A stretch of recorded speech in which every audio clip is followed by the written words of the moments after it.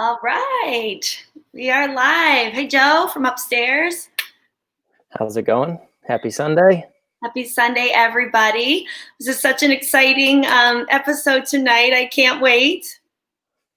Yeah, when we started this, we had kind of talked like what type of topics did we want to cover, and kind of encompassing health and wellness. And I'm really excited to first professional collaboration with shoe expert Bob Napoleon. Yeah, so really fun to have my dad on tonight.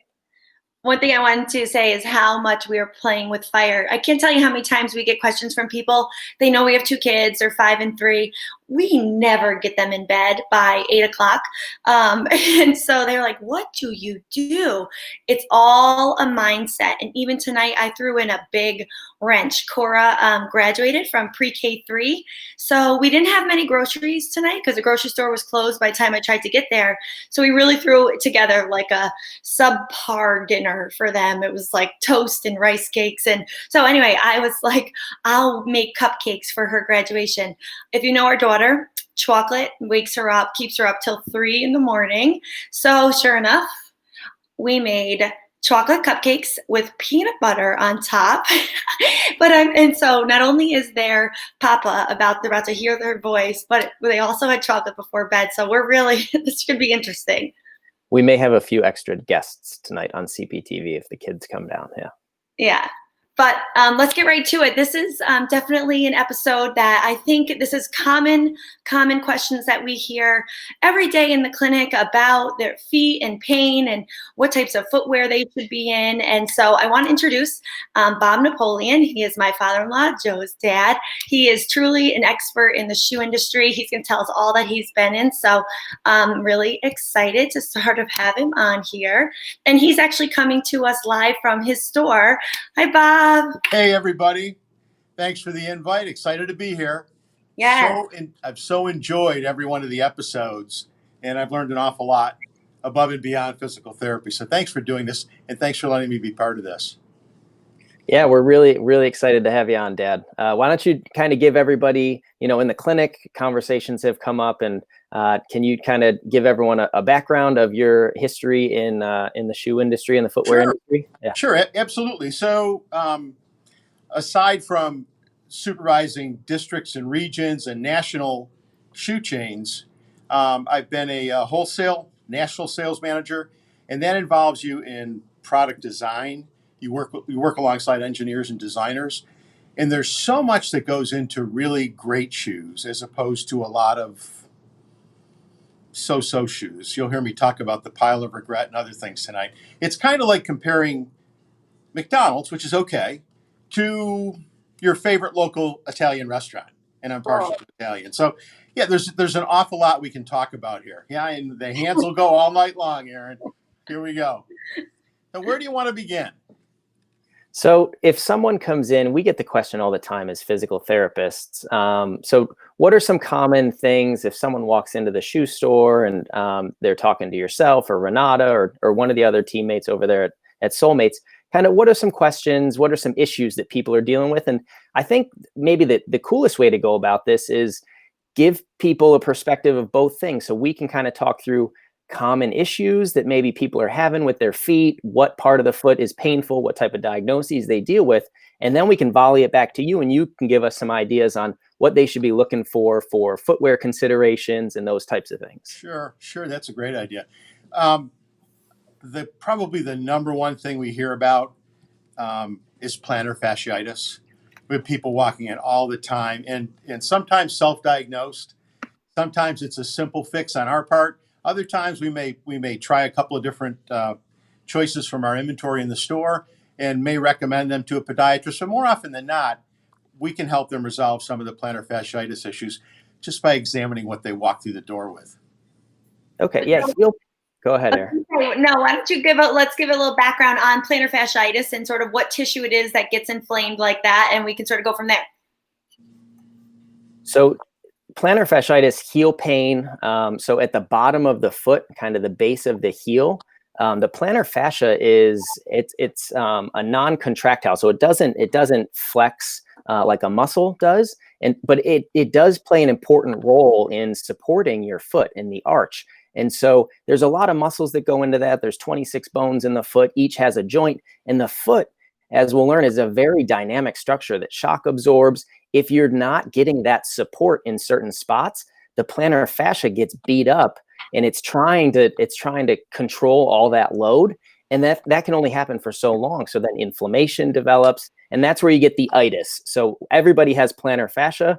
If it gets irritated and there's too much stress on it, then you get the inflammation, you throw the itis, and then people have heel pain. So what kind of stuff, what do you look for, Dad, if someone comes in with heel pain? What type of stuff are you talking about with footwear? Well, you'd be surprised at how, in so many cases, somebody will walk in with a pair of shoes that doesn't have the right amount of structure or any structure. And it may not have a heel cradle. It may not have a part of the shoe that absorbs shock nicely. So the midsole absorbs an awful lot of shock. And then there should be more than an inner sole. There should be an orthotic inside that'll contain more shock absorbency. And then one of the things that's really important is when you're walking in a pair of shoes to have something that's a rocker profile. Look how the shoe doesn't have to bend, so your feet don't have to work as much. You tend to relax a little more. And that it allows for that inflammation, that itis, to subside over time. And the misnomer or the misconception is that you've got to come in and you've got to bolt on a pair of walking sneakers or running shoes. And those are great for you. But there's a lot of other ways to combat it, seasonally and otherwise. You can do anything from a really lightweight running shoe that, again, rocker profile, nice stability. You want to look for a shoe that flanges in the back here so that when you make impact, it stabilizes you. It neutralizes you whether your gait is pronating or supinating. And that's the simplest correction. There's an opportunity too, and we can talk a little more about it. We'll get into it. We can drop an orthotic into a shoe. Sometimes it's not a brand new pair of shoes. Sometimes it's enhancing what you already have in your closet and just putting a really good quality. You have to be careful there again. Go back to the McDonald's versus the nice Italian restaurant, Aaron. If you're buying an orthotic for under $20, chances are it's a short-lived source of relief. You really got to make an investment. And there's companies that'll give you money-back guarantees on those. We'll talk about Atrax a little bit here before too long. One thing I wanted to pull up there, and so I have a great example of some shoes that I've ditched, but I pulled them out. And so somebody with plantar fasciitis should really not be in something that looks like this. Would you say, Bob and Joe? Yeah, that's like, oh no. Those are really cute, Air, but that's cute if you're just maybe going to sit at the shower or going out to dinner and not going anyplace. But truth be told, I tried to wear this even just once. I thought, I found it probably in an impulse aisle. Those aisles kill me. And I wore it for a real short time. I have definitely some symptoms of plantar fasciitis, but I truthfully have not worn this again since I've been taking care of my feet through Soulmate shoes. So that one's out here. Throwing shoes. I think it's important as we talk through this is to understand that everybody has a little bit different foot types. And so some people have higher arches, right? Classically, we hear about, I have flat feet. I was told I have flat feet. It's really important to understand that the foot is very dynamic. And with those 26 bones, the foot is supposed to move. And depending on what part of the walking cycle or the running cycle that you're in, your arch is supposed to be up or it's supposed to be down. Different things are movement is supposed to occur there. I think, Dad, you made really good points. In therapy, we talk to people about 4 phases of healing. That first phase is being able to calm that pain and inflammation down. Right. And that's where what you were alluding to is having that structure and that support helps to take the pressure off the tissues and start that healing process. And then the other thing that I really like that I heard was I blanked on it. Stability, the flange. Yeah, and having it'll come back to me. But I think it's important. I don't know. Yeah. So I think it's just important to understand that not everyone has the same type of foot type. and that, you know, having some of these options. Oh, that's what it was. Thinking through your day, right? And so you mentioned maybe you shouldn't be in those sandals for a long time, but for the shower, it could be okay. So thinking through and planning through what you're going to be doing that day is important. Are you going to be on your feet? Are you going to be walking across grass? Those types of things. So a lot of considerations. You know, it's classic cases. Go to a wedding. During the wedding, everybody's mincing around in a pair of high heels, and as soon as everybody shows up at the reception, we've got everybody's in flip-flops, but nice flip-flops, things with arches. To Aaron's point earlier, talking about flats and cute and different and unique. So when you talk about, listen, the weather's beautiful. It was gorgeous here in Rochester today. I'm sure it was across the entire Northeast. So everybody's grabbing in their wardrobe. Their closets flip. They're bringing out all the tees, the tanks, the shorts, and everything else. And you're looking at your shoes. And if you've got something that's tired, meaning that you've compressed down the cushioning that we talked about in the heel and the sneaker or in a sandal, it's probably time for an update. And it's usually a good walking sneaker. Might be a cute pair of canvas sneaks of some type. Instead of a flip-flop, and I cringe when we call these flip-flops, this is a brand we do called Olakai. Look at the arch support. It's essentially an orthotic with a heel cup.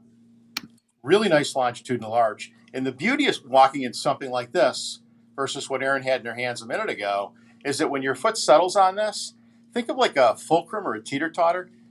You're rocking back and forth over that arch. The neat thing about that is that you don't slide anyplace. You stay right there so that all those thongs or those flips that you have where these bite in the front, it's essential because there's not enough arch support. You're not being stabilized again. So cute, fun, it's easy. It doesn't have to be something that's cumbersome on your foot. And Joe, to your point about arch supports, I'd like to caution everybody too. We get people in all the time that say, no, I can't wear Taos or I can't wear Earth. It's because they tried one particular footbed in the family of shoes that line does, and it didn't work for them because everybody's feet are different.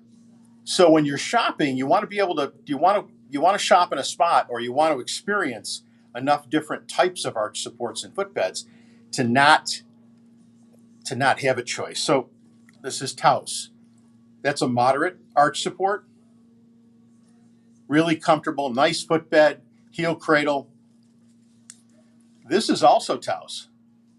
There's a lot more going on there, a lot more structure to it. So same company, but different philosophies. And the better brands that spend time engineering will do that. They'll offer several different things for exactly the point you just made, Joe, that everybody's feet are different. I think the arch in a sandal is an important thing too, because when we talk about sandals and you're sliding your foot into something, if there's not that support around the backside, there is that tendency to slide back and forth. And then the muscles that are supposed to be helping to support your arch and your ankle and your foot, they're serving a different role. Now they're kind of hanging on for dear life as opposed to, you know. And so I remember I was in a course in Delaware, and this guy was like, hey, you know, this is probably 10 years ago now, and I had my Chuck Taylors on, and they were all undone, real loose, because that was how they looked coolest, I thought.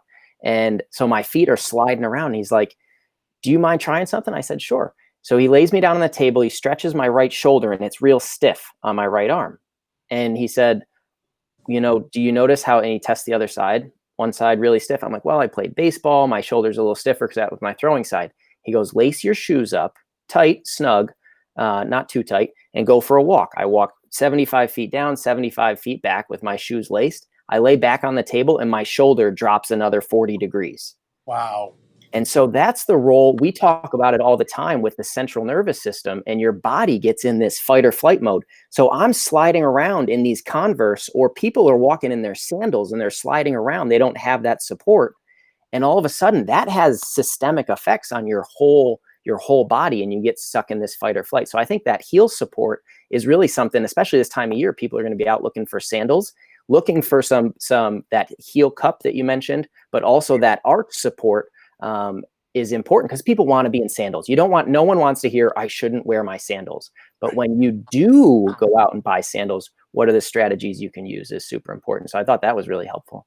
Well, I want to stop you there because I forgot. We want to give one of our viewers something that they can use to get a pair of shoes and some of these amazing shoes. I can speak for it. I actually brought out my whole Soulmates inventory that I have here because I work on my feet every day. I can no longer, I think it's because I'm 35 now. I'm definitely getting closer to those golden years and I just need to be taking better of my feet. But what we want to do is if you share this video right from your feed here, I have that randomized name organizer picker again. So we want to give a gift card away. Bob's got it right there. So just hit share, but let us know because if you don't write it in the comment section that you shared it, I can't then draw it over because a lot of the privacy settings hide who you can share. So thank you so much for participating. I can't wait till somebody can get a pair of these shoes and get some happy feet. All right, well, we're gonna pick this tonight at the end too. So if you're not at that point, contact you. But thank you for playing or participating.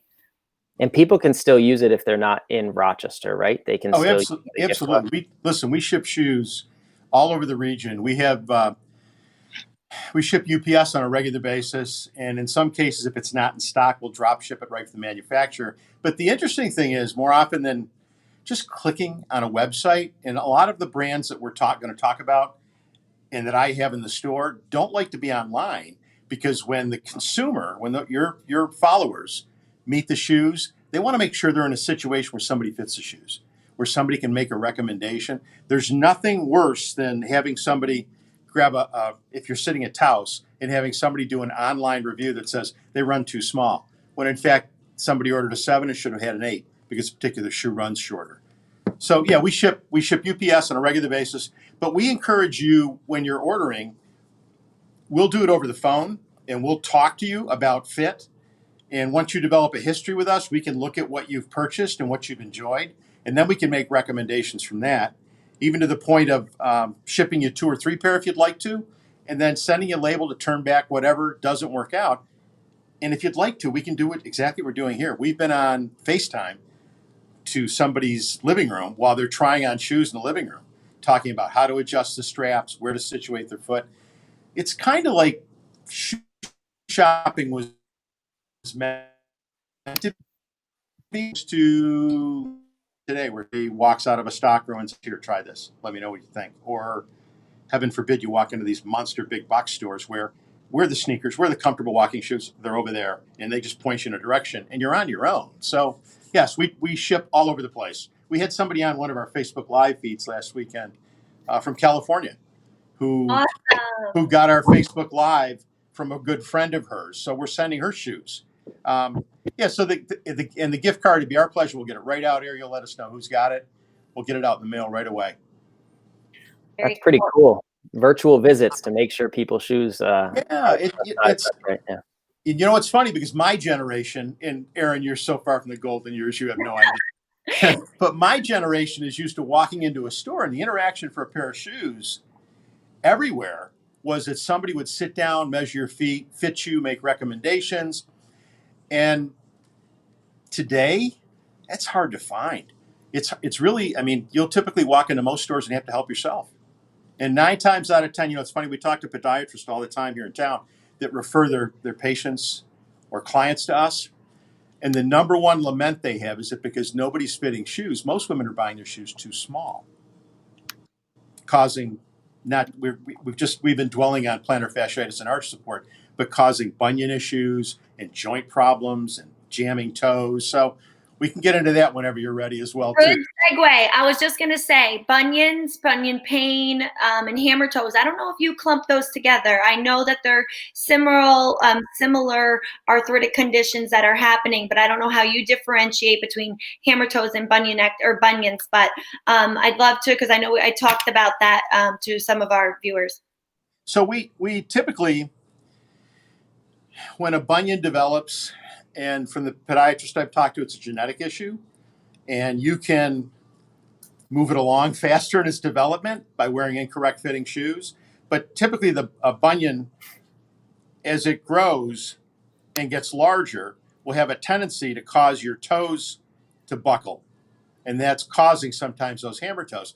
And the trick is shopping where there's an assortment of things that'll accommodate that. So that particular running shoe has got a moderate depth, and it's a square toe box, meaning it doesn't slant right from here down and then cause discomfort up front here. It's what we call walled. There's lots of room. So when you push off, your toes can splay and open up. There's no restraining the joints. And some go deeper. That's even fuller. And you've got to look for pliability in the uppers, something that's forgiving. And when you're buying something forgiving like that, you want to look for something that's got great, these are lateral support straps, and these show up in a couple different brands. So this actually envelopes your foot at the arch, keeps you stable and in position. When you buy sandals, and we get customers all the time, I've got bunions, oh, what do I do? What do I do? I can't wear sandals. I mean, depending on the construction, this is a design that's engineered for somebody who's got bunions. The straps tend to float around the foot. And because it's Velcro, there's lots of adjustability. Joe, to your point earlier, one of your patients might have a bunion on one foot, not the other. You need to be able to exact the fit, one shoe to the other. And this happens lots of different places. The other thing is that we get a better fit when we use Velcro on the sandals. It's nice to not have to deal with fingers and buckles and not get as exact a fit. But with that Velcro, you can pull that strap over the top of the shoe and not bind. And voila, again, you're looking at a really nice longitudinal arch so that you're rocking, you're not sliding forward. When you do get a sandal or a shoe that's not fitted correctly and your foot starts sliding forward, the first thing that stops you from sliding forward is the bunion. And we're inflaming it all over again. I think from a biomechanics standpoint, it's bunions are really interesting because, like you alluded to, we'll see them in patients that have bunions, and maybe they have them on both sides, but typically, my experience, one side usually is a little bit more dramatic than the other.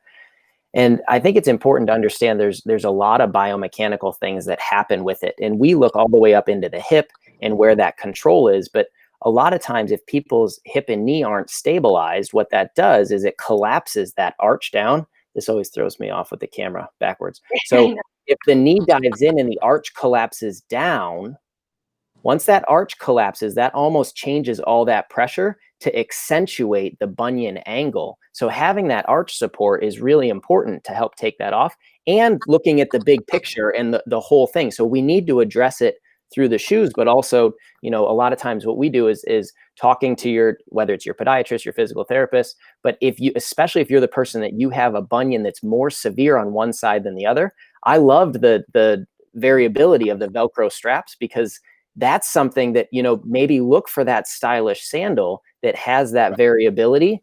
And I don't know, I think that's a key point for someone with a bunion, but then make sure that, you're addressing that locally.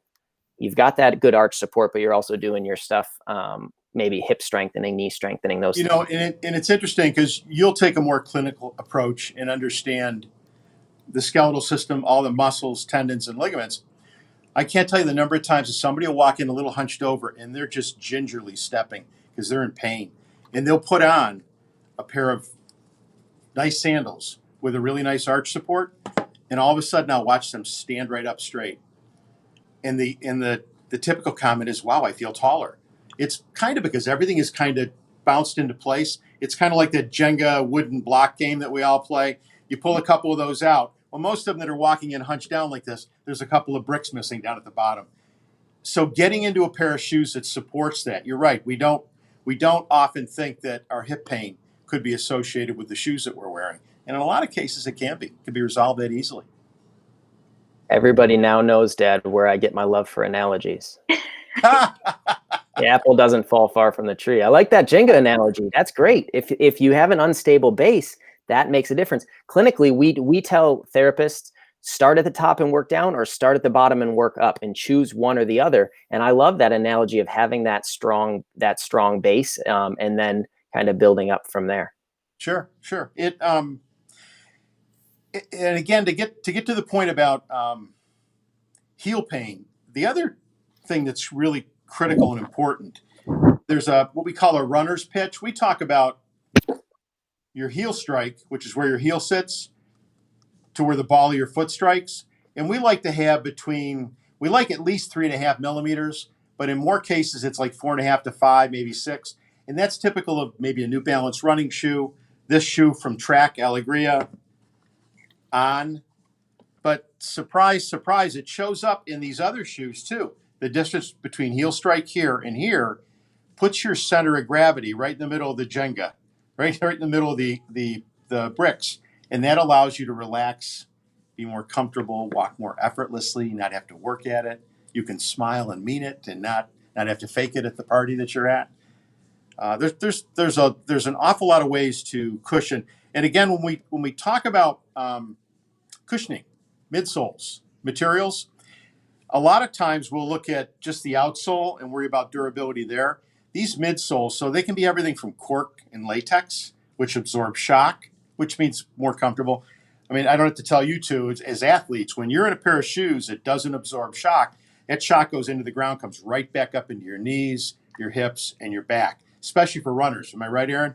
Right. And that was a question. We got a question here, or a hand up for Brittany from the ball of the foot pain. And I know Brittany is a runner.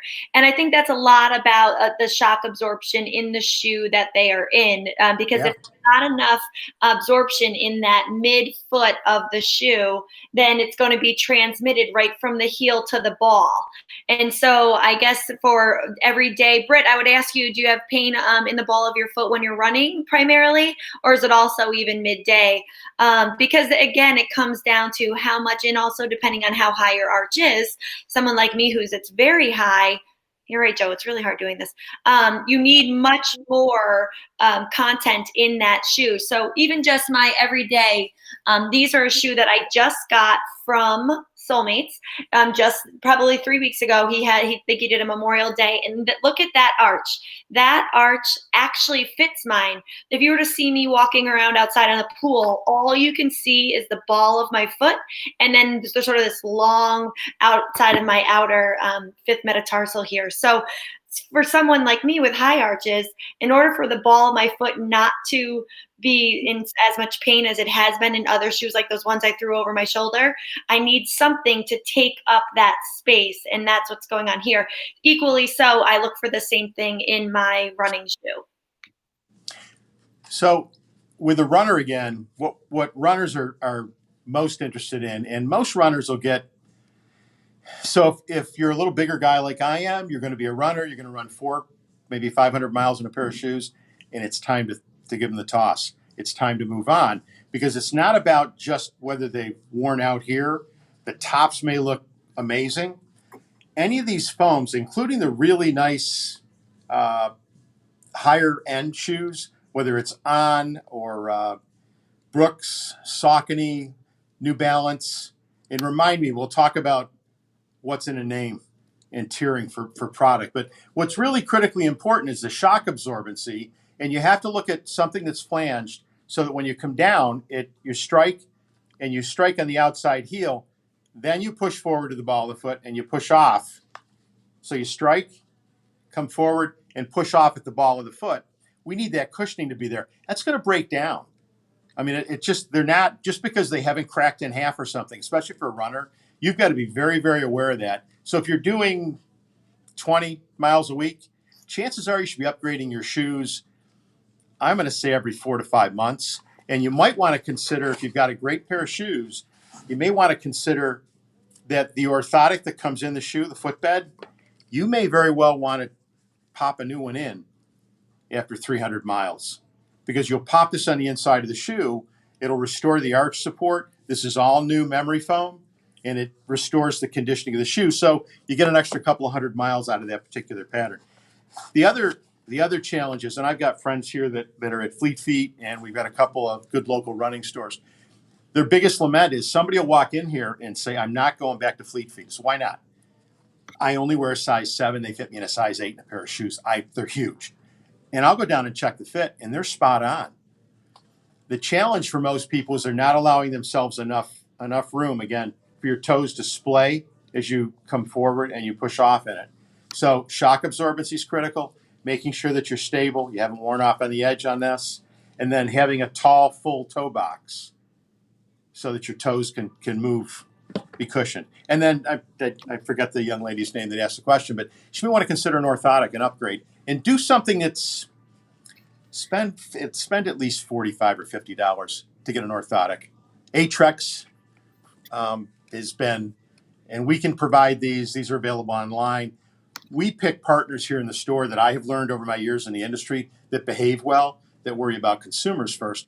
These come with a money back guarantee. So there's no gamble. So instead of walking into the local discount store and stepping on the foot pads and it telling you what model to get, do something a little bit nicer. Typically, podiatrists will have them. If not, we'd be glad to ship them. They're easy. I think as runners too, it's important to look at the whole thing. So they've done a lot of research, and they actually found when the barefoot running thing was more popular. So they've done these biomechanical studies, and they found that people that landed. So and talking about running, not walking, but people that landed towards their mid and forefoot, it actually decreased a lot of the joint stress up above. The trouble that people got into with that was we got very comfortable with the cushioned heel and running. And so we got used to that impact. So I think the important thing for runners is get into something that fits your running style. I think, like you just mentioned, Dad, that has that support for you. At the same time, jumping in and realizing everyone has a different foot type and that, and then doing some of your ancillary training, into the PT perspective here, doing that training to make sure that you're supporting and working those muscles outside of just your running. I think so many times runners, like, running is the goal and this is what I'm going to do to run. And that's great, because this being in footwear like this, like you just mentioned, Dad, supports all of these structures and takes the pressure off so we can get through that. And then to complement that, you can do a ton of this other training to make sure everything else is moving well and staying strong. It's I love when a runner comes into the store because they get it. They're into the science, the biomechanics. They've done their homework. They've been online, whether they're looking at on running shoes, which is a really big deal in running world today. They understand the fact that they have to have an exclusive pair of running shoes. Not, I don't go run 4 or 5 miles and then leave them on to go run to the grocery store, pick up the kids, go to the dentist or whatever. You've got to have a specific pair of shoes, because that shoe's got to have an opportunity. Every shoe's got to have an opportunity to rest, meaning the interior's got to have a chance to dry out for 24 hours or 18 hours, because you don't want all that moisture building up inside. It deteriorates the foam and the linings, and it shortens the life of the shoes. It costs you more money. I wanted to, there was a question about our bunions genetic or hereditary. And so I did put a little time looking it up. And basically it says that, narrow shoes and women who are in high heels often, they can definitely trigger a bunion, but they're not necessarily the underlying cause. They are found to be more hereditary, and some types are more prone to bunions than others. And obviously that lower arch or more flat foot are more prone to that. So I didn't want to jump back, but I also didn't want to avoid Sue's question. Do you have anything else, would you say, Bob, that flatter foot? Well, it's interesting when you talk about pointed toes and heels and things. So take a look at that. You would think, oh, and it typically, my bride, my 5 sisters, most women would see this shoe in a department store, a salon, or a boutique and say, oh my, those are gorgeous. I wonder if I can deal with the pain to look that pretty. And so if you're buying the right shoes, and this goes back to my experience over the years, the shoe's got to be engineered correctly. It's got to be deep enough here in the sidewall to accommodate your foot. And then I don't know if you can see this in here. See a little bit of an arch that's in there? That just doesn't show up anyplace. So what happens when you're in that arch in that particular shoe is your foot stays in place. As opposed to, and over the years I've watched women, girls put shoes on and heels and think these are beautiful. I love the color. I love the heel. I like how pretty I look in them. And I watch them mincing across the floor. And they're headed for some discomfort at some point in time. So there are brands. This happens to be Bionic, and their heritage is in orthotics. They've started making shoes. We have flats with orthotics, but this little pump that Josie's been phenomenal. So you do have that opportunity, but it's a good point, Aaron. And again, if you're not fitted correctly, the other interesting thing becomes, if you're in a shoe store, you both talked about fit and how your feet are different sizes. So on, I think it's like 80% of us, our left foot is larger and we happen to be right-handed. It was heartbreaking at about 19 when I learned I wasn't symmetrical, and I haven't been since. But it's really a matter of you fitting your longer foot and then having an adjustment made to the inside of the shoe. And it's really simple to do. We can walk you through it from here, or we will do it before you leave, or we may, in some cases, package it in a pair of shoes to come to you and explain how to insert it.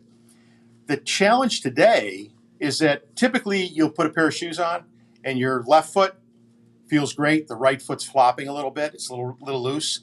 The natural inclination is to go back a half size to try to get rid of that slippage. Guess what? Now the left foot's snug. And what do we normally say? It'll break in. It doesn't. That's where we start breaking in those bunions. It kind of moves things along quickly. And you can't, you can get into, I mean, you could do really cute shoes. And again, look at the arch support. So when you're standing in this, sorry, Joe, I'm not sure you knew about that pair. Sneaky. Every trip home from Rochester. Yep. No, these were UPS in 2 days. How comfortable are these? They're amazing. To be honest, I've only worn them once because there hasn't been much socializing, but I felt that this yellow pump would be perfect for like jeans. And again, I mean, I don't want to steal your thunder, Bob, but for look at which way do I go? That arch support in a heel, and then it also has the Velcro down at the bottom. Bob, you're so much better at this than I am. You go ahead. You show the Velcro. Well, so again, this has got cork and latex, just a layer of it. So this is essentially an orthotic and a pair of really cute sandals. And it comes in all kinds of cute colors. Aaron's got great taste. This light yellow is a big deal for spring right now. But again, really nice orthotic, longitudinal orthotic. There's a heel cup that Joe was alluding to in the back, so that not only do you sit nice and comfortably there, you don't move back and forth. There's no sliding. And all the better quality brands will do soft, either suede or nice expensive fabrics. And the difference with that is that your foot doesn't move around, whether you're barefoot, or you've got a no-show or whatever you might wear in any of these sandals. The Velcro adjustability, we had somebody purchase this today in the store that had kind of a wide foot and didn't think that this would work, but because of the adjustability and the custom fitting in both cases, it's wonderful. She left with several pair today. Thank you very much. And lots of brands, lots of ways to skin a cat, lots of arch support, lots of adjustability. So look for something. Be careful about something where the inside of the shoe kind of looks like a ski slope, where there's no arch support in it. And if it's got a sheen to it of some type, sometimes they use paper or they use inexpensive vinyl because they're trying to hit a price point and show you the best sale price possible, or so you might think. And that tends to limit the level of comfort you have because you're sliding and swimming all over the place. I think that's a good point too, because so many times, and I think it's important to realize that our shoes are kind of an investment in our health, and because they do make a big difference in terms of what goes on at the ankle, the foot, like we've talked about, but also potentially the knee, the hip, the lower back. It's important to look at it that way and say, you know, if I can get a really nice pair that I'm going to wear for this outing or that outing, and then have it for a period of time, because these aren't running shoes, right? These aren't the ones that are going to have miles and miles and wear down. So it's really important to not get into that mode, I think, like you mentioned, like, oh, am I going to get through the event? My feet are going to be killing me, but I'm going to look great. And I think it's nice to know that there's options out there. I say for women, but I'm sure the same is true for men that are looking for dress shoes. I know I've been to weddings where I've, maybe just grabbed something real quick and my feet were killing me after. So I think this is applicable. The big take home so far are really looking for that variability up top, so your toes can splay. Maybe something a little bit wider depending on your foot type, and having something that with some arch support is important. And realize that it is an investment, and if you'll have it for a period of time, what does that save you in terms of pain, discomfort, whether it be treatments or whatever down the line. So yeah, sure, it's a price versus cost thing. Price is what you pay today. When you walk by the table and it says these were $90 and they're on sale for $49.99, be careful because it was probably designed to sell for $49.99. Capitalism's a wonderful thing. It offers us lots of choices. But the challenge today is that you can pick any brand, and I'm going to be polite to all my friends in the shoe industry, but I'm going to say that the when you buy a brand in a store like this or a store that does fitting or is better quality, and then you go shop their outlet store in one of the outlet malls, whether it's Lee or it's down the road here on the thruway, um, those shoes are manufactured to sell at a really attractive price to you, the consumer. The only way to get there is to start taking some of the cool stuff that we're talking about here tonight, take it all out, whether it's the upper material, you don't put a footbed, you don't put an orthotic in, you don't bother with an arch, or instead of doing something that's engineered, scientifically correct, anatomically correct for your foot, they just stick a piece of foam in there and they run a stitch on it to make it look like it's got an arch. And you suffer after about 60 days if it's that long. You know, we all talk about memory foam. And when you talk about materials, memory foam has been marketed by one particular shoe company, and you can put a pair of their shoes on and stand up and go, wow, these feel great. And it does. It looks like the yellow, it's similar to the feeling you get with the yellow latex foam that you might pull out of a pillow sometimes. That crushes down too prematurely. And it's because of that quality of foam that you're only going to pay $39.99 or $49.99. So again, to your point, Joe, if you make the investment up front, buy something that really feels good, make sure you love it. If you don't, return it to whoever you buy it from, especially us, and enjoy it for 4 or 5 seasons instead of spending $50 for 5 years in a row and not being happy or comfortable at any point in time. You probably spend $100. You might spend $89.95 and have something for 4 or 5 years. It'll save you money in the long run.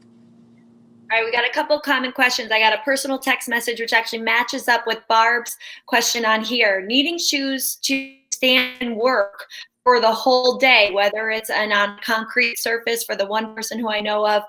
So what would you say, what brand, I know on here it says like feel like Danskos or Birkenstocks would be good options. Would you have anything in the store that you sort of give to that person to be standing up all day? Sure. So and again, it depends on body type. It depends on what you're standing on. So this particular item, this is from Allegria, and Allegria is a European brand that does. Most European shoes are very generous in cut. Most of the German kinds of things, most European shoes are generous in the fit of your foot. It's first about the construction, making sure that it's anatomically correct and it holds your foot in place. They've come in with not a running shoe line, a walking shoe line. And if this company called me tomorrow morning and said, look, Bob, it comes in purple patent leather with red feathers on it, I would just say ship it. Because I can't tell you the number of girls that have bought this and live in it. We have a huge Wegmans store behind us. And I can walk into that store and I get women pointing to their feet. Look at this. It's like a fashion show because they're all walking in this because you're getting stability. And when you try shoes on, you want to go from lightweight comfort running to running/walking. And as you move from running to walking, they tend to beef up the heel counter in the back to stabilize you. They tend to make this a little more rigid back here. So if you're standing, you don't have the ability to roll left and right. The other thing to be careful of, we talked about that drop before. Dansko and Birkenstock. Birkenstock is a few more millimeters less in drop from here to here. But Dansko is noted for making sure that they maintain this kind of a pitch in their shoes. That's why they have such a loyal following, and they're very true to that. Not every Dansko is like that, but there are several here. There's a waterproof shoe called Paisley that's got an amazing footbed, and it's a classic for somebody to stand up and say, wow, I feel taller. So you're looking for lots of shock absorbency. You want some stability. If you're on, depending on the floor that you're on, this particular model is slip resistant.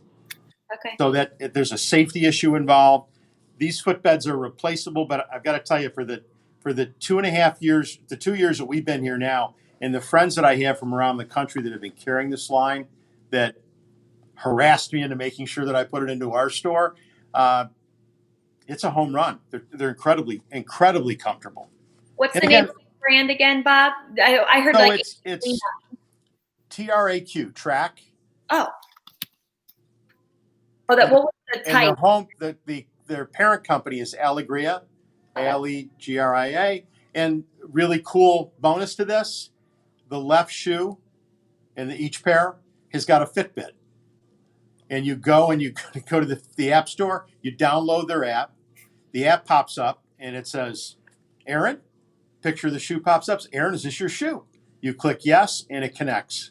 It starts recording the number of steps you take, That's the awesome. miles you walk, and it does it daily, weekly, monthly, and annually. And for everybody that laughed at us when they first bought this, and there were a lot of customers said, I don't care. I'm amazed at the number of people, and you guys would appreciate this being in healthcare, the number of women that walk in and say, I can't tell you, I'll get home from work, and if I haven't put on 3,500 steps because they have a quiet, sedentary day, I grab the dog or I grab my husband or I just grab my jacket and I go for a walk. It keeps them, it's that getting 1% better. It keeps them working at something. Yeah, no, exactly. I get it. That struck a chord with me a long time ago. It kind of reminds you with everything that's going on. So, and there's other things besides that. And it might be as simple as you doing a FaceTime with us. If I can, Aaron, we've been doing Facebook Live events. Yeah. And it's amazing to me the number of people. We've actually on our Facebook page created a catalog. There's 140 different shoes pictured on our Facebook page, and everything has got a number with it. So you don't have to say, well, I want the blue paisley with the purple stripes. It kind of looks like a sneaker with a strap around the ankle. You can just say, look, I'd like number 20. And this is my size. Can you give me a call? They can call us, or we talked about info@soulmatesny.com.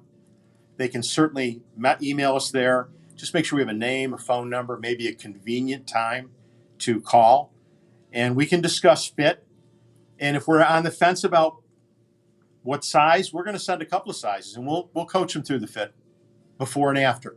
And then they'll send back what they don't keep, or they'll send back everything. The other thing that when you deal with these brands, it's really easy for us to have a return policy that's really, really easy for you. It gives you some confidence in shopping because everything we put on your feet is going to feel good. It's really a matter of making sure that it feels amazing and you love it. And if you don't, you send it back to us as long as it's not worn outside and get a full refund or exchange it or whatever works best. So we're crazy easy. That's old school. Just to make sure that you are happy, because anybody that shops here with us, we want to be the only place that you spend any time looking for shoes. Kind of like a PT clinic. When I'm taken care of really, really well, that's the only place I go back to. I think it's important, that individualization, because the foot, like so many other body parts, but especially the foot, like we talked about, is so individual. Making sure some of these things are set up is probably the biggest take home. Everybody is, it's important to see, because I'm learning about brands. I think Barb said, Joe, is that the one that you were talking about? I was talking to Barb in the clinic, and I was actually telling her about the On sneakers, but I think the track. I think the track, Barb, sounds like maybe even that would be a little bit more appropriate for what we were talking about. And I didn't even know that was a thing. Regardless of, it's important to know these types of brands exist if they are consistently delivering this type of high quality product. Right.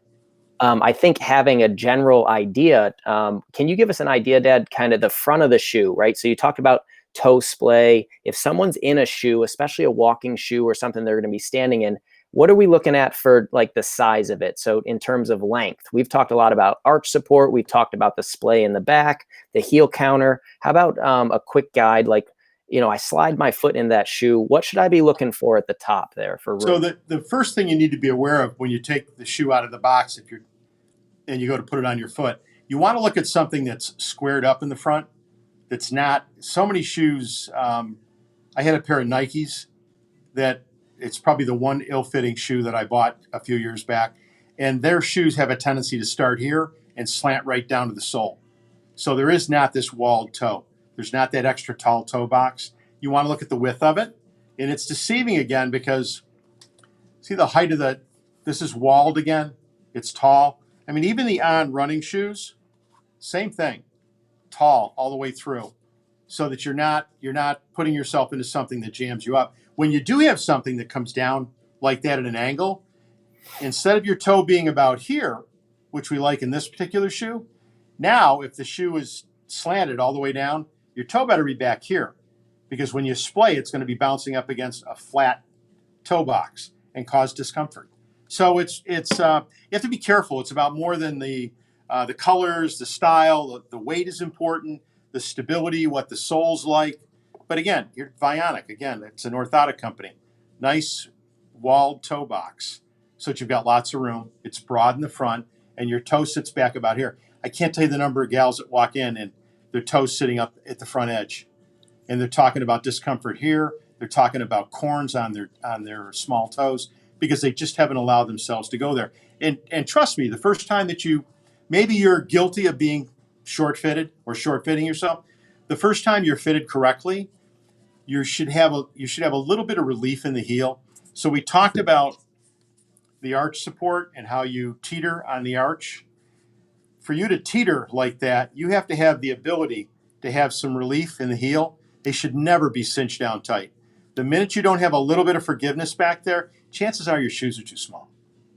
And that's something to get used to. And if you haven't been fitted correctly and you've been kind of chancing it on your own, chances are the shoes are too small. They're too short.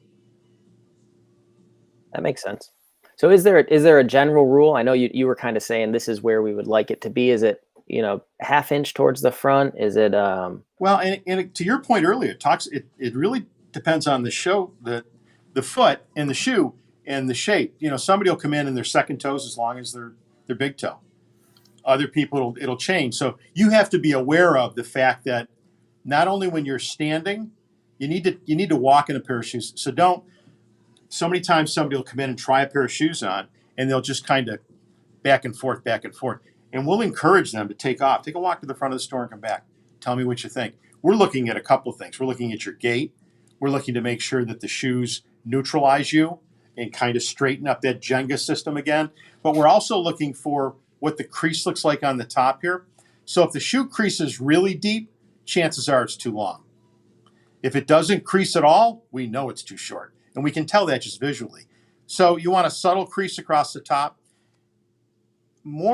Usually the best check when you're fitting a pair of shoes, if the ball of your foot, whether you have a bunion or not, if the ball of the foot is at the widest part of the shoe, chances are you're sitting on the arch correctly, so you're going to be in position, and you're not going to be short fitting yourself.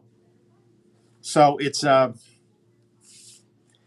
depends on your feet. It depends on the particular shoe you picked out. You should never walk in and fall in love with a particular shoe. And do yourself a favor. Don't walk in and pick up something and say, I'm not trying that. I'm not wearing that. Put it on your feet.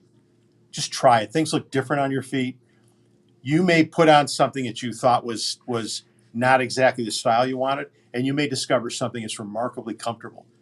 I mean, it's life-changing for some people that walk back in here. We've had people come in.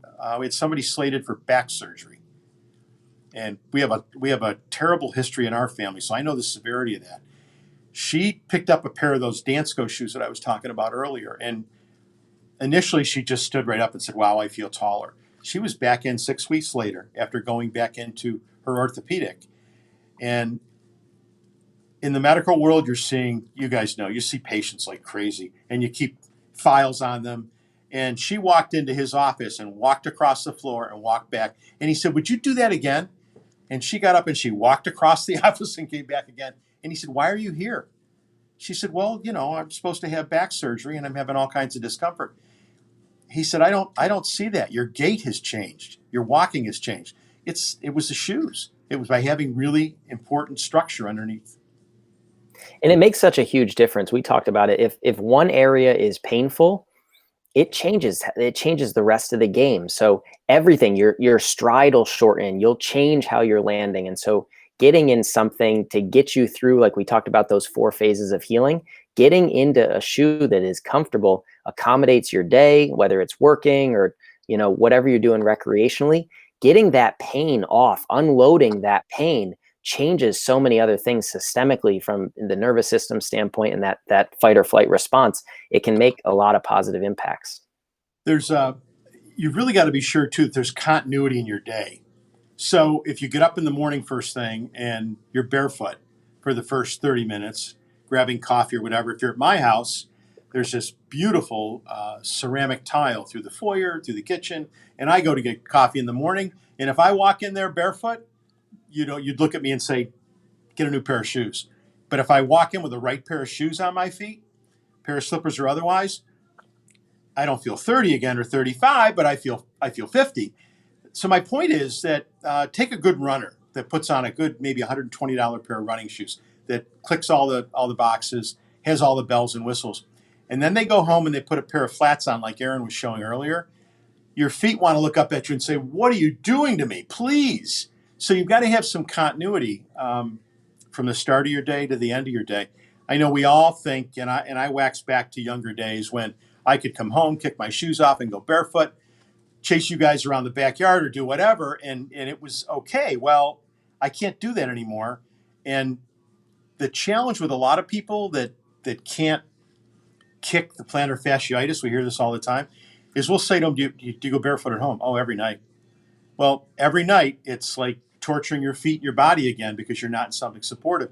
And most podiatrists will encourage their patients to not go barefoot, wear a pair of slippers.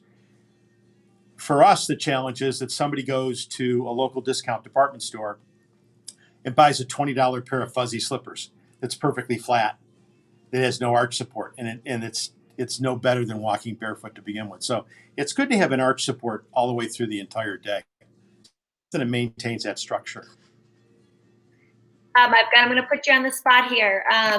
Top 2 running shoe brands. Go for it. I'm writing them down for everybody because we've been getting a lot of brand recovery. So the number one selling brand to my knowledge right now, I mean, pure running, is Brooks. We haven't started with them yet. We may next spring, but I'm not sure. There's an opportunity to pay for all these better brands. You could pay $69.99 for a pair of shoes, and you should be paying $119, $129, $139 for them. The hottest running shoe right now, and for all your viewers, they should Google On running shoes, ON. They're out of Switzerland, and when you get an opportunity to come into our store, you'll find that so much of what we do is engineered in Europe because they're so exacting about things, and they don't have any kind of a disposable mentality like we do. So On wouldn't be caught dead doing a $79.99 shoe. These are $129.99. It's the On Cloud. The engineering, I've showed the sole a couple of times. Just to explain it really quickly, look at the groove down the middle of the sole. Look at these elements or pods. The idea behind this is so when you strike in most running shoes and you've got this cushioned base and midsole, it accepts a shock absorbency and it straightens you right up, but it tells your body, no, land like this. And that's okay for most of us. What most runners have commented on in the reviews with On is these pods tend to settle and absorb impact exactly the way your body requires it to. Makes a huge difference in the level of comfort that you get. And then the interesting thing is with On is that when you strike on this, you not only absorb with all these elements, you absorb the shock, it actually propels you forward. They like to, in their marketing, they talk about soft landings and explosive takeoffs. So we're essentially a women's store. This is one of the few places that I'm adding men's shoes because I can't tell you the number of guys that have seen us on Facebook or have caught us because Facebook or Google has pushed them our way because I talk about this so much online, and we're ordering men's like crazy now. And there aren't a lot of places. Even I mean, we're 500,000 people in Rochester. There's only a couple of shops that do these, and nobody does a very extensive collection. The other brand there's a huge buzz about right now is Hoka, Hoka. We are sold out to the pair right now. I've got more on the road. So Hoka is going to have a really thick mushroom bottom on it, much thicker than what you'd expect to see in most places. And they go anywhere from $114.95 to $170. So we do, if you're looking at Hoka, the viewers should be looking at probably Clifton, and it might be Clifton 7. One of our favorite shoes, I have a pair, is called Gaviota because it's got more stability and structure underneath it. But the shock absorbency is amazing. And again, it's about choices. You got to try them both on, see what works best for you. All right. I was also going to go also down through just as a recap type of what about walking shoes or wear to work shoes? What brands, what two brands or one brand? Well, There. and so here's the thing too. That with my years of experience here, I can't think of a brand that does everything well. They don't. They try to. Most of the better brands have engineering and have carved out a niche or a lane in the shoe industry that they're really great at. And then if they know that, other brands do pumps like this, we don't touch them because nobody's fit like this. So in general, Vionic, Taos, On for running shoes, Allegria. We do lots of Atrex. We do really well with Earth. And a lot of your listeners or viewers are going to think of Earth as the old negative heeled, hippie, earthy, crunchy shoes from years ago. Nothing like that. Really super comfortable shoes. Lots of cute styles and colors. Wow. And there's more. I mean, we're constantly searching for new brands and things that happen. One of the things that is a byproduct of my years in the shoe industry is knowing retailers around the country. And there's a pair of brothers in San Francisco that are probably two of the better product people on the planet. There's a couple of teams in the Boston, New England area that I worked with over the years that are awesome, that actually go to Portugal or to Europe and buy shoes direct, and they're pointing us in that direction. So there's some things in here that you're going to find that you just won't find anyplace else. So it's never a brand. As much as I said before, don't think you had a bad experience with a brand and you'll never go back there. Don't do that to yourself. Give yourself lots of choices. I think that's a huge take home. And just in our conversations, understanding that a brand isn't always the same. So a brand you see in one store might be designed specifically for that store, whether you're talking about a large box, an outlet, and understanding that the brand, there's different qualities within that brand. That was huge for me. And then understanding that, again, everybody's foot size is different. Everyone's foot type is different, but having it sized up and getting some guidance, just like we do in other areas of our life, having a professional to help and size this up and understand that, whether you're dealing with a bunion, whether you're dealing with heel pain, whether you want those slippers, the slip-on sandals, having key areas to look for. Is there adjustability? Is there good arch control? Do you have enough room to display? Is super important. And then don't just look, we get so caught up in our day to day, but I think you made a great point, Dad, that, walking around your house, how many steps are you putting in around your house and what type of surfaces are you on, and having the same level of detail and considering your house footwear, I think can be really important, especially if people are in pain, getting through that first phase, calming things down and setting yourself up for success. So, and we'll typically get somebody walk in and they'll experience, because there hasn't been anything like this in Rochester in this capacity. There certainly has never been any place that's got these kinds of shoes, this kind of staff, and is this stylish. But they'll walk in and they'll grab a pair of shoes and I'm going home and throw everything out. And we'll just time out, because listen, it's about the end game, and it's about you having something that's cost effective. So there's a lot of times, and this might be a bad example because this is Rieker from Germany. Their shoes are amazing. It's got a nice arch support. It's got that pitch we talked about. But somebody might pull this out of their closet and need to do something to rejuvenate it. It might be part of the group of shoes that is cute, but they know they can only wear for an hour or two. And then Aaron can attest to this. You've got to have. There's always a few pair of shoes in the closet that you kind of leave there in the corner and hope for the day that they're going to get better, and it never comes. It can come. So there's different ways to do things. Typically when we take a pair of shoes like this, we get an orthotic, or we have an orthotic made by a podiatrist.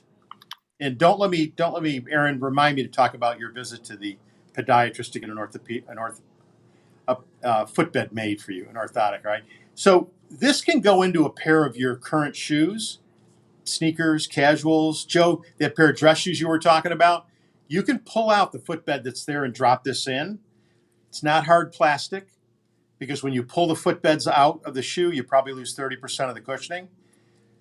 When you put a hard plastic shoe in, it's supportive, but it's god awful uncomfortable because there's no cushioning. So Aetrex will do a really remarkable memory foam footbed with a nice longitudinal arch and a heel cradle, and it's designed to accept shock, and it's designed to cushion you when you push off in it. And all of a sudden, that pair of maybe department store shoes that you bought that's not comfortable, we can rejuvenate it. And you can move these between your shoes. And you'll typically, the reason I grabbed that Reeker is so that footbed doesn't come out. And I wouldn't want you to take it out because it's cushioned. There are 3/4 arch supports that go into shoes. So this drops into the interior of the shoe in the heel cup. So it cradles your heel. It installs a longitudinal arch, and you'll be amazed. You'll stand up in this and feel like you're in a pair of running shoes. It's amazing the comfort. And so Aetrex again, those are 3/4 footbeds. Those are amazing if you had a pump, you've got pumps at home that are not comfortable. This is designed to drop into the back of that so that you drop an arch into the shoe. And all of a sudden there's comfort. You're staying back in place again. And it's a matter of getting fitted in those. They come just smooth, neutral. They also sometimes come with a metatarsal, a bump up under the knuckles of your toes, and that relieves a lot of pressure for people. So that's an opportunity to kind of rescue a few pair of shoes in your closet too. As much as I'd like to ship you 7 or 8 pair of shoes this season, we don't have to do that. Absolutely. All right. Well, I know we love chatting, which is great because it's so good. There's so many things we could talk about. And I still feel like, do you have those men's shoes? Because for me, Father's Day is coming up. I have no clue if my dad's still on, but I wanted to show those 2 shoes that you just showed us before we were coming on. Kelly, look away. Kelly, look away for a minute. So, yeah, Dad, pick which one you like. Olakai, soft. They're meant for water. They're designed and engineered in Hawaii. Rubber footbeds. And again, I promised myself when I did this, I'd behave myself and just deal with you ladies. But because women buy 75% of the men's clothing and shoes in our country, we've put them in. We're having a field day with them. Look at the orthotic. It's a full orthotic with an inlay on the bottom that's siped so that it grips on the inside of the shoe, but it increases the cushioning again. And this is the cool thing. And I've got a pair of these at home, and I live in them. It's designed so the cradle folds down. And I can't tell you the number of guys over the last 20 years that have bought boat shoes and have crushed the backs on them. By the way, we have these in women's too. They're just a touch more stylish in the toe. And if you go to our Facebook Live event from yesterday and watch the video, you'll see the Olakai. So there's a slip on there, twin goring, really comfortable. They're like bedroom slippers.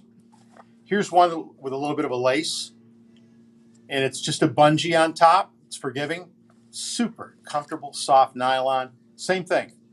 The back folds down, and you just walk on the back of it. And we're adding men's on running shoes. We've got, I've got one left. Hang on one second. So we have black and charcoal and navy blue coming. This is a special edition that we brought in. Joe, this would look great on your feet running around the clinic. Yeah. And again, listen, I wore a pair in here yesterday. They're incredibly comfortable. They are, in the short time we've had them in the store, between the people coming in seeking them, you're talking about the top running brands and the heaviest Google searches, On is number 1. And the number of people that have walked through the door, let alone our customers, that have tried it, because remember we talked about it's choice. When you walk in here, that's a nice segue, choice. It's choice. You're going to have a choice of 3 different levels of support and comfort, and pick something that that works best for you. So these are going to be available for Father's Day. There'll be a couple more colors shortly. And again, the easiest way to get to know me and to get to know us is go to our Facebook page, like and follow us. You can call and have a conversation. Unlike a lot of places where the owner shows up, unlocks the place, and goes golfing for the day. I'm here 6 or 7 days a week, and I'm interacting with customers. I have a really remarkable staff, but when you get on Facebook Live, you can watch the videos, or you can thumb through the photographs, and it'll take you some time, trust me. Awesome. All right, I just dropped your Facebook link in the comments. Oh, awesome. I am just a little worker bee back here. I'm adding your phone number right now to the ticker on the bottom. But I think that we've gone over so much content. But again, season 1 of CPTv is almost coming to a close. And I just pulled out my fall boots and everything that we've sort of done in the past for fall. So we definitely want to sort of review some of this. Had a quick question. Do on shoes run true to size? Very good question. We find they run a half size short. I actually went up a full size just to give myself some extra room in there, and it's not consistent to the brand. So I should correct myself. The Cloud tends to run a little bit small. They have the same shoe in waterproof where they bumped out the entire last. The last is the mold of the foot. They bumped it out to make an allowance for a waterproof membrane to be inserted, which takes up some space. And they run a little bit more true to size. So when you get on the phone with us, we'll flag you the minute you get on the phone and say, look, I want to try a pair of the On shoes. I saw this color. This is the number I'd like. This is what I normally wear. What do you think? And then everybody should be comfortable with the fact that, and listen, for everything that's gone on the last 90 days, the craziness, if you'd have told me that we would be 6 weeks ago fitting shoes in the parking lot, I'd have laughed at you. If you'd have told me that we would have had curbside delivery, I mean, I'm lamenting the day that we built the store. We didn't put the drive-through window in. And I mean, think about the conversations we're having. And to get off of shoes for a second, to go back to you guys and how much I've enjoyed everything that you've done for your clientele, your patients. It's been really kind of amazing, and it's been eye-opening for me too. So I look at our customers differently too. Thanks, so thank you. Oh, well, thank you. Thank you for joining. All right, I've got my share screen ready, and we have, let's see, 11 people who shared tonight. Thank you so much. I'm just adding the last one on. Give me 1 second. All right. God, this makes me so excited, but also nervous at the same time. And you're not going to be able to hear me, so I'm going to show the screen. And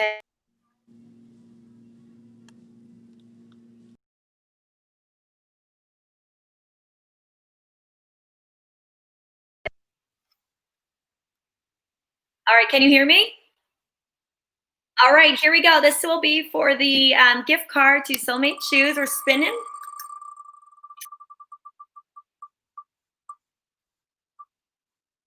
It's Danae. Danae.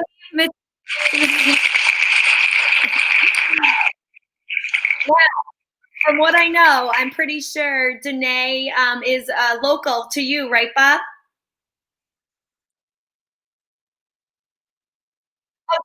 Oh, this is great. Well, in typical in choice form, we want to match that gift card, and we're going to give one out too. So we're going to do one more spin, okay? Here we go. I think I just want to play Wheel of Fortune is what it comes down to. Awesome! Sue O'Connell.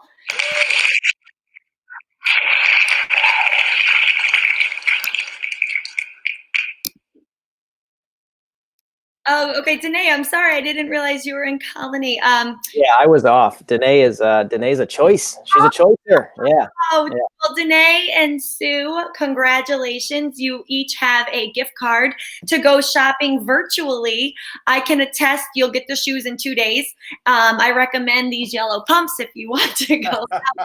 They've been my favorite, or also the Sheila. But you can take a peek on the Facebook page that I put in there, the link to for what might fit best for you and for what you need. But it's super exciting. That's awesome. Congratulations, ladies. We look forward to it. Hey, thanks for the tips, Dad. We really appreciate you coming on, taking your time, and yeah, it's fun to hear kind of how you've adapted during this time, and continuing to size people up virtually in the parking lot, whatever it is. But we really appreciate you coming on and talking through some considerations so people can I lost you. Be happy. Oh, he can't hear Oh, you, Joe. Can you hear Joe, Bob? no, no. Ah, do you want to go come right back on, Joe? I'll let Bob, if you have any last minute thoughts. No, just don't settle. Don't take a look at the shoes that you've got in your closet, and it's not just about buying new shoes. Think about the orthotics. They're amazing. They can be life changing, and they'll save you some money up front as well. And be confident and comfortable shopping with us. Whether you talk to me or any of my staff, they're all experienced shoe fitters, and they wouldn't be here unless they had really fine fashion sense. Yes, I totally agree. And that was I don't have to say my point. My point was shoe shopping should not be easy and quick. With all of the different, it should be fun, and you should take time at it because there are so many customizable pieces. You have to look at is there that heel cradle? Does it have the correct arch support? I learned tonight, is there enough room for your feet to splay for when you're in that third phase of gait and you're rocking off your toes? Does it have an adjustable strap down by this is what I had sent to me last season, but does it have an adjustable snap down by the bottom for that wider foot? I don't know the angles. So there's so many more things that you should be looking at, and you're not going to get that in Amazon shoes. You're not going to get that at the regular McDonald's. So really put in the time. I know Bob's an expert here. He'd be happy to help anybody out. I heard something on a commentator the other night who said, as we're coming out of this and things are opening up again, he said, Amazon's been busy. He said they've made their second, third, and fourth quarter, and online shopping's got to end. Go support the local retailers, because typically you're going to get a little better service because it's somebody that wants a relationship with you ongoing, not just for that one transaction. And he closed the entire segment with, and remember, if the shoe fits, you probably didn't buy it online. That's true. Well, Any yeah. last thing? No, I was just going to say, I don't know if it came through before, but, thanks so much for taking time out of your night. And we really appreciate you coming on, sharing your expertise with everybody. And I think, hopefully everyone got a lot of good tips on what to look for, and make sure that they're sized up appropriately. And sometimes, the convenience, like you said, you pay a price in other ways down the line. So, I think the take home, everyone, make sure you're getting sized up appropriately. You have a good idea of what fits for you for the long term. But thanks so much, Dad. It was fun. We really appreciate it. My pleasure, guys. Have a great evening, everybody. Thanks for joining us. Yep. Have a great week. Be 1% better each day, everybody. Bye.